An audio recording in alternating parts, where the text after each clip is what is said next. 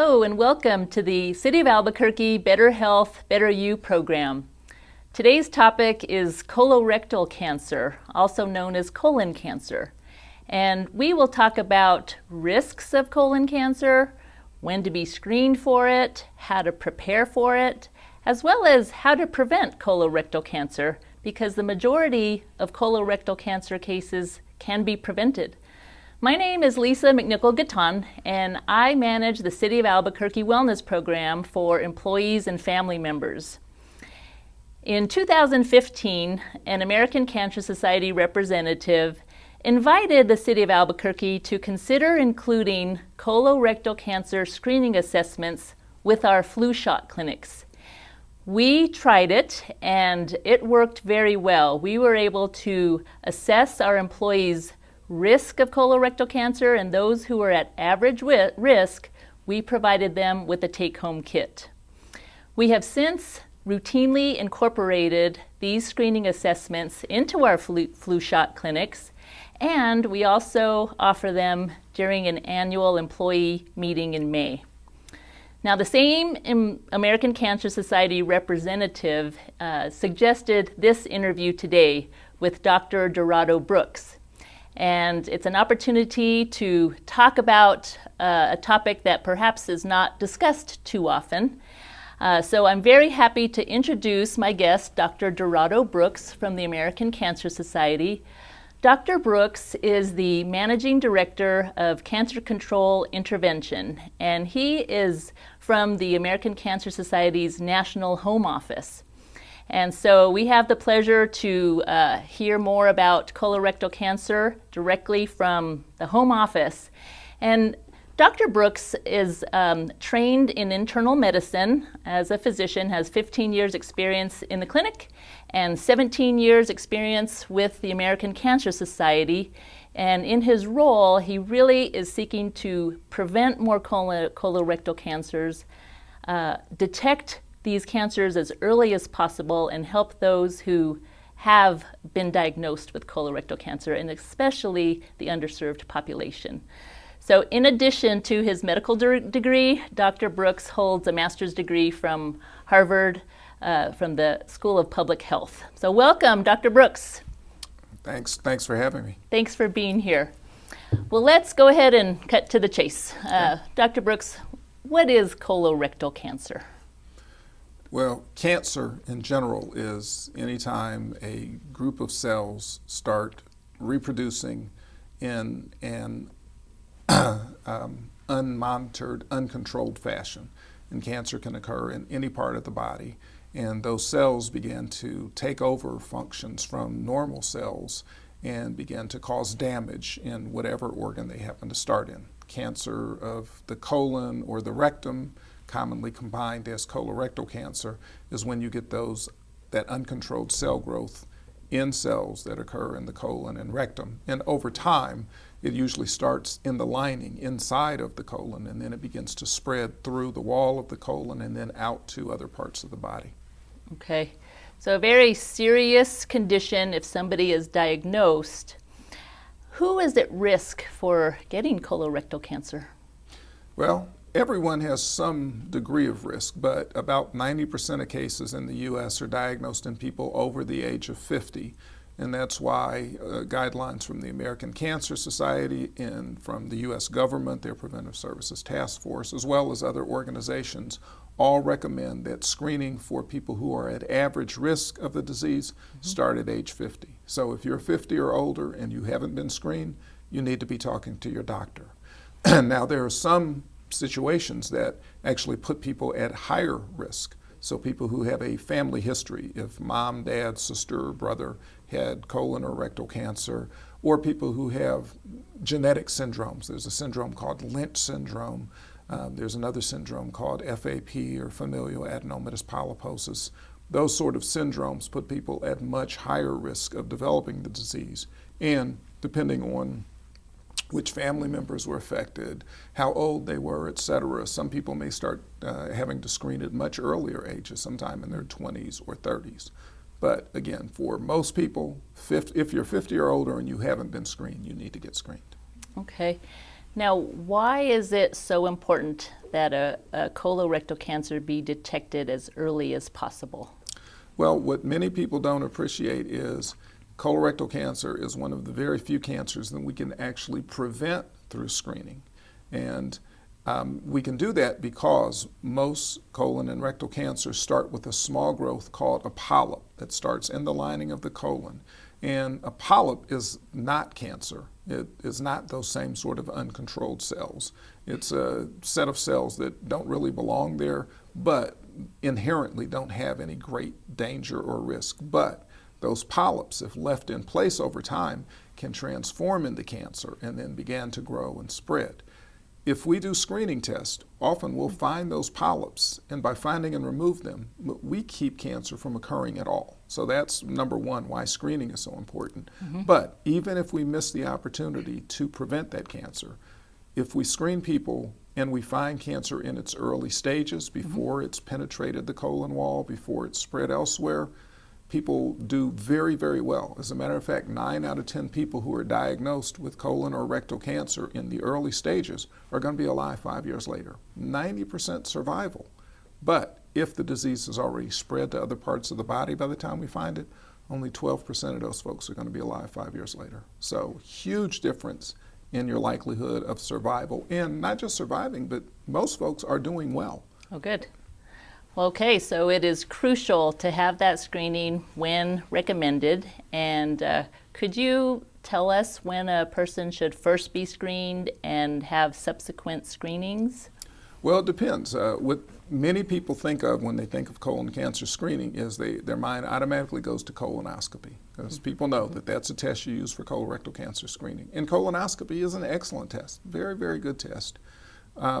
Colonoscopy, if that's the test you have, and if that test is completely normal, and if it's a high-quality exam, that's an important issue.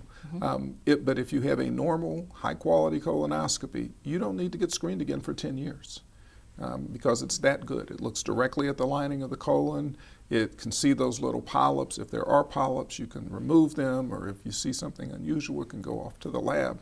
So colonoscopy is a really good test. But there are a number of other testing options that people don't know about. There are some people who don't have access to colonoscopy either because of insurance issues or, frankly, in a state like New Mexico, it may just be that you've got to drive for 3-4 hours to get a colonoscopy, and people just aren't willing to do that.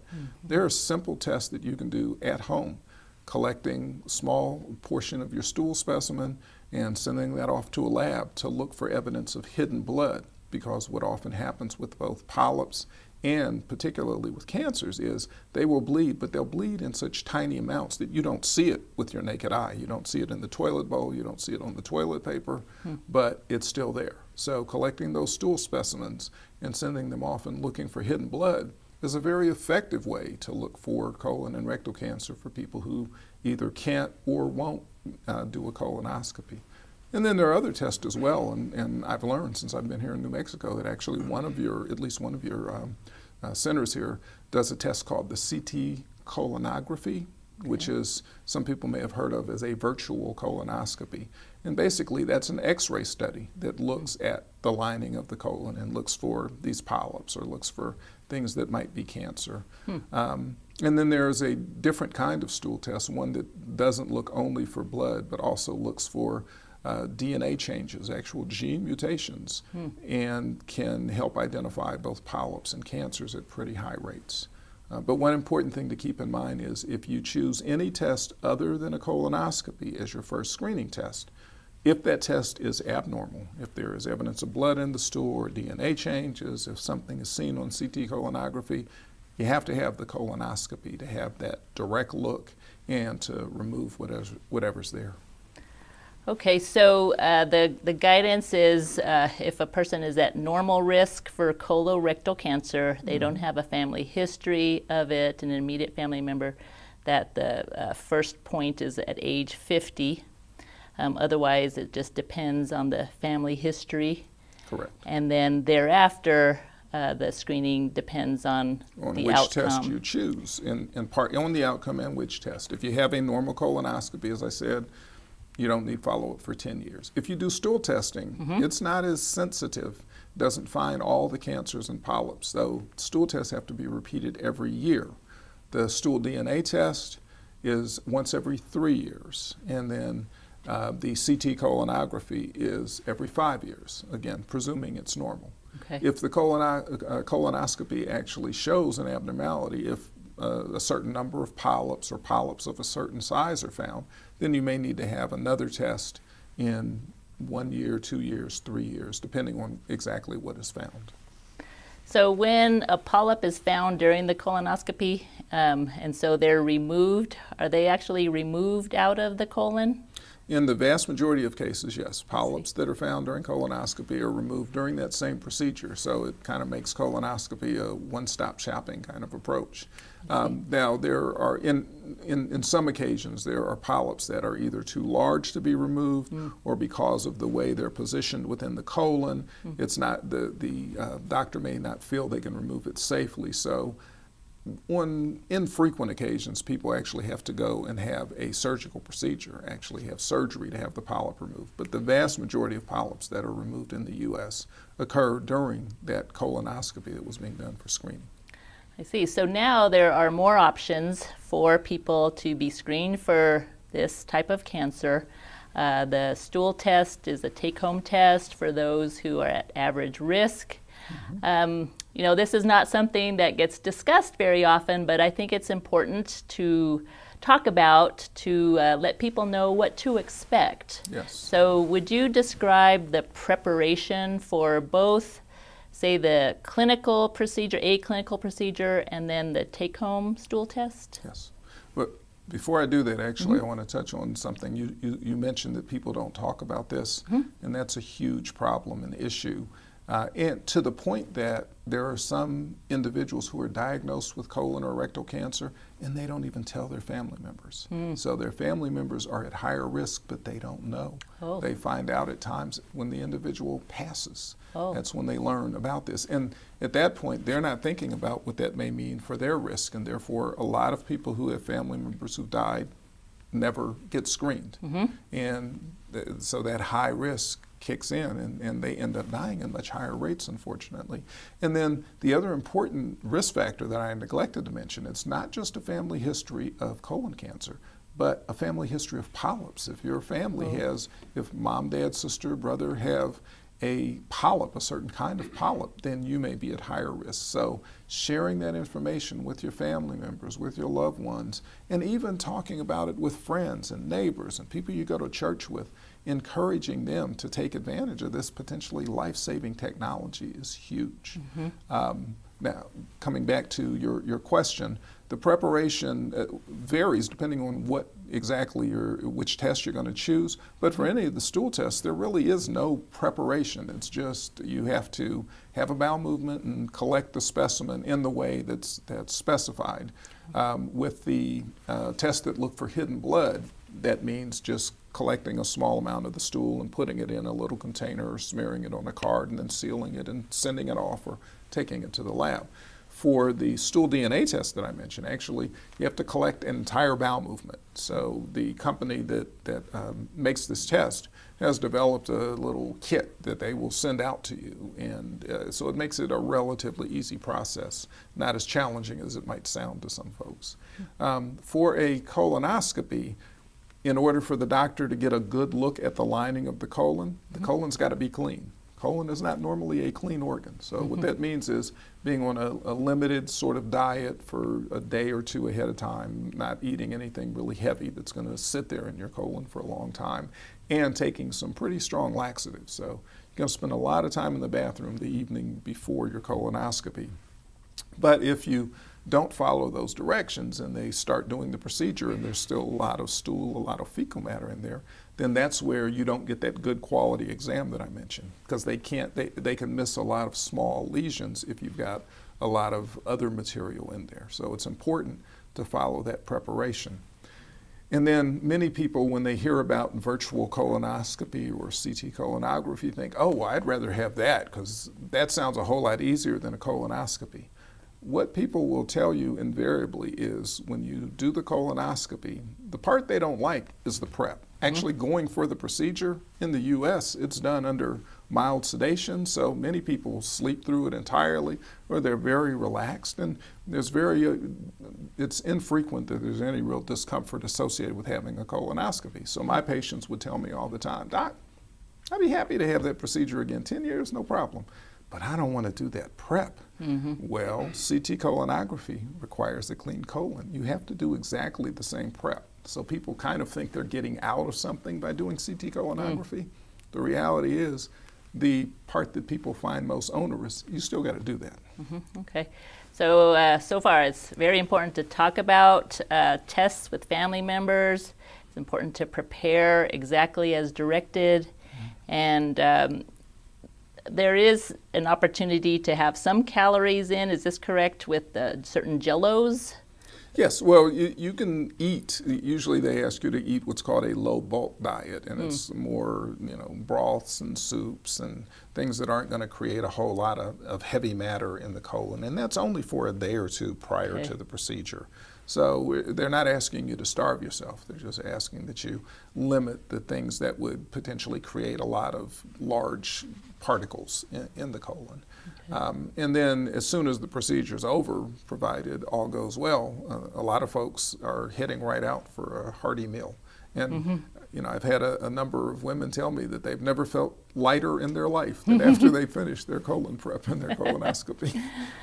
Okay, so that preparation is important, and then just the reminder with the stool test. So it's a matter of reading the instructions carefully, following them as exactly as they intend. I mean, it's not a pleasant procedure, but it's fast.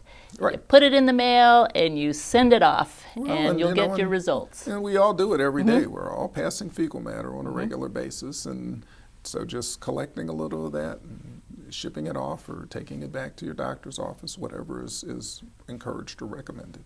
Okay. So not pleasant, but not horrific, and again, potentially life-saving.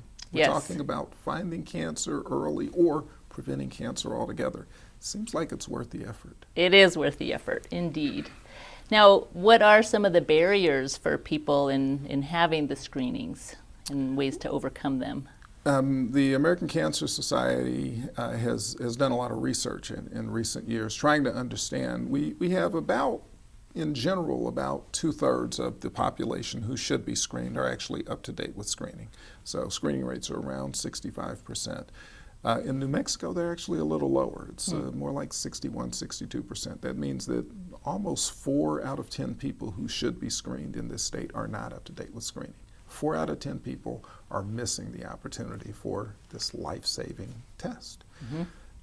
The kinds of barriers, the kinds of challenges that we heard when we talked to people who have not been screened and asked, well, why have you not been screened? Well, did you not know about colorectal cancer? The vast majority of people have heard of it, but they don't think it relates to them. Women think it's a man's disease.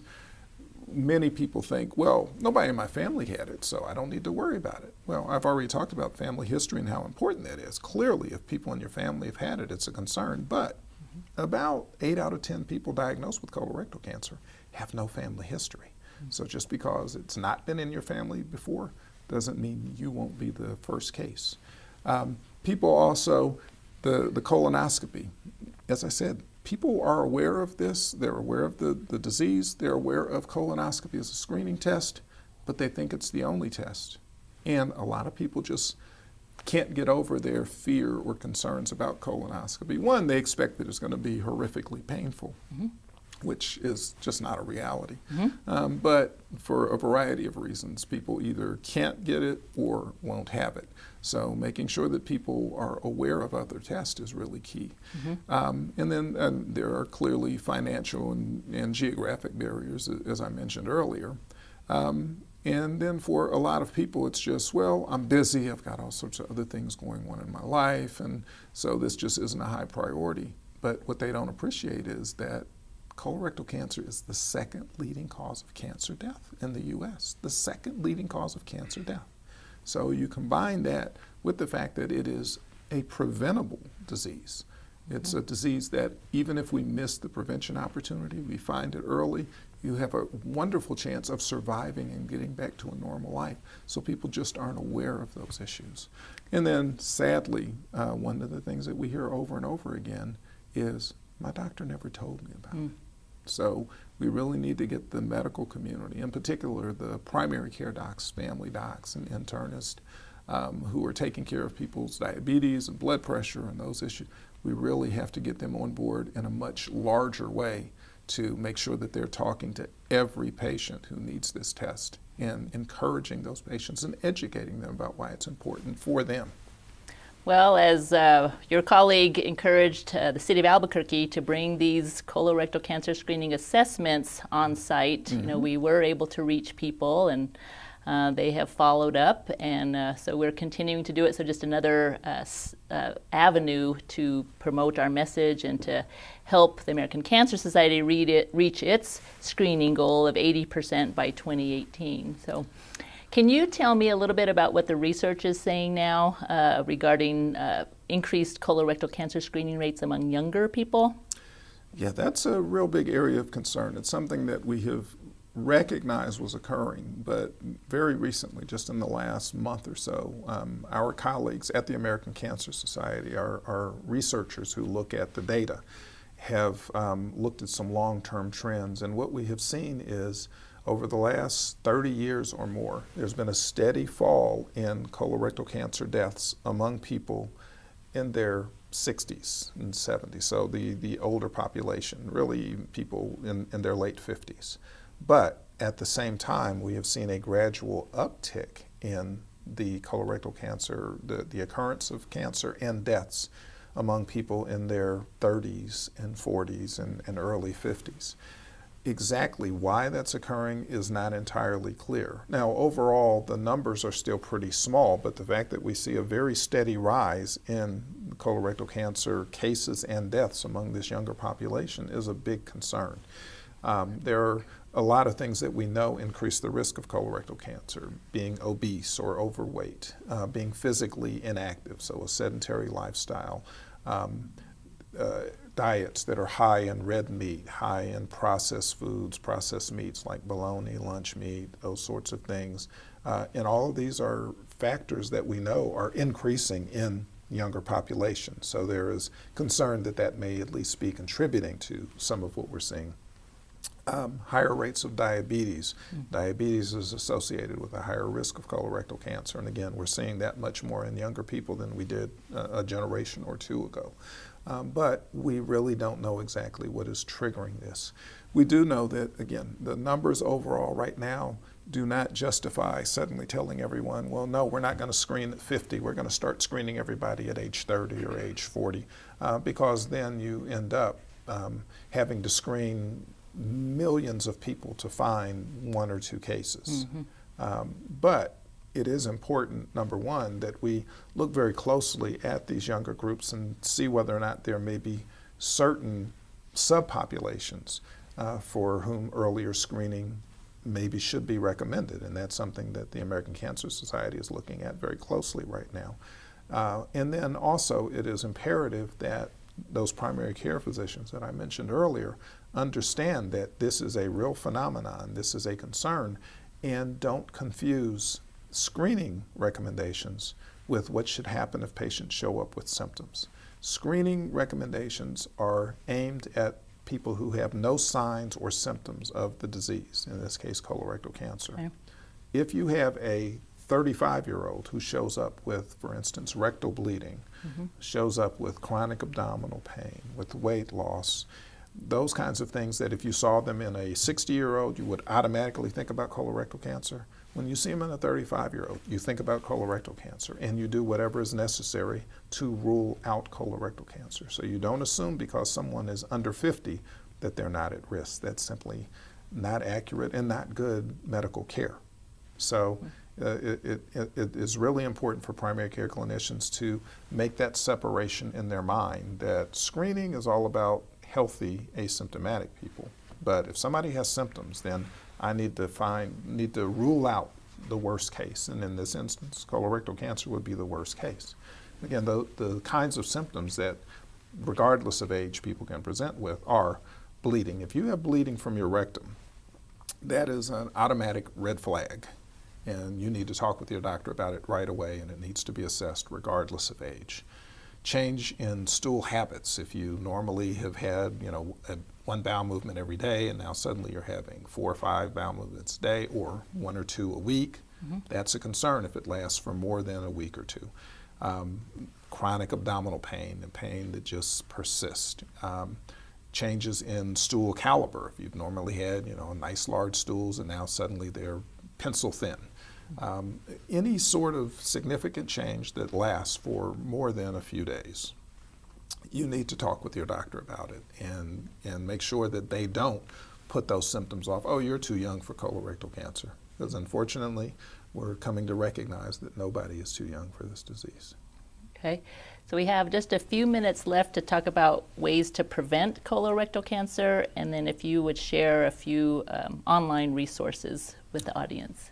Okay, well, I think I've talked a bit about the risk factors, obesity, sedentary lifestyle. Well, the flip side, number one, the most important thing you can do to prevent colorectal cancer if you are 50 or older is get screened. That is absolutely number one. So regardless of what else you do, no matter how healthy your lifestyle, get screened. But beyond that, maintaining a healthy body weight, so avoiding obesity. And that means eating right, limiting the amount of meat that you take in general, red meat, et cetera, and eating a lot more food from plant-based sources, fruits and vegetables. Activity protects against colorectal cancer. Just being active, getting out, exercising, walking, gardening, anything that gets you off the couch. Tobacco, actually, tobacco is a risk factor for colorectal cancer. Many people view that solely as a risk factor for lung cancer, but smoking increases your risk of colorectal cancer, so avoiding tobacco. Limiting alcohol, anything more than 1 drink a day in women or 2 drinks a day in men is a risk factor, so limiting your alcohol intake. So all of those are things that you can do, but again, you can have the healthiest lifestyle in the world.